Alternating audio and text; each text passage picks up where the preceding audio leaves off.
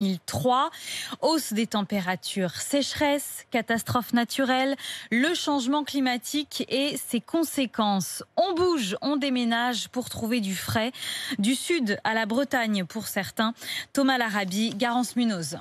Un mois après son emménagement à Saint-Brieuc dans le nord de la Bretagne, Yves Martin a retrouvé des températures plus agréables en même temps que sa joie de vivre. Je peux sortir sans me trouver complètement accablé, être obligé de me changer quand je rentre parce que tous mes vêtements sont trempés. Je peux me permettre de sortir le vélo si j'ai un déplacement à faire, ce que je ne pouvais plus faire à l'endroit où j'étais. Il vivait dans le Lot-et-Garonne depuis 15 ans, mais les étés caniculaires ont fini par excéder ce retraité qui craignait même pour sa santé. Je me suis retrouvé à peu près complètement sourd pendant plusieurs heures. C'est arrivé 2 fois de suite à 3 semaines d'intervalle dans les mêmes circonstances.